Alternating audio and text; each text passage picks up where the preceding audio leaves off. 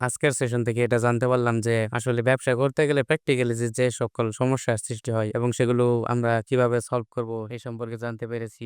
যেই লাইভ ক্লাসগুলো আপনি বাসা থেকে করছেন, যে ৫-৬ ঘন্টার লাইভ ক্লাসগুলো করা হয়েছে, সেই লাইভ ক্লাসগুলো এবং এই লাইভ সেশন করার পরে আপনার মাইন্ডসেটে কোনো পরিবর্তন আসছে কিনা? যে আগে একটা কনফিউশন ছিল বা ভয় ছিল, এটা দূর হয়ে গেছে। এই বিষয়ে একটু বলেন। জি, আগে একটা বিষয়ে কনফিউশন ছিলাম। ভাবছি ওয়েবসাইটে কেমনে কি করা লাগে, ওয়েবসাইটে কিভাবে এড দেওয়া লাগে, টেকনিক্যাল বিষয়গুলো কিভাবে কাজ করে সেগুলো সম্পর্কে ক্লিয়ার হয়েছি। লাইভ ক্লাসে কাস্টমার কিভাবে অ্যাট্রাক্ট করতে হয়, এ টু জেড অনেক কিছুই শিখতে পেরেছি। ভাইয়ার বোঝানোর ধরনগুলো অনেক সুন্দর ছিল, অনেক ভালো ছিল। বিচ কেয়ার হাবের জন্য কোনো মেসেজ? যেমন প্রোডাক্ট খারাপ ভালো হতে পারে। তারপরে যার কাছ থেকে সোর্সিং করব সে আমাদের ঠকাতে পারে।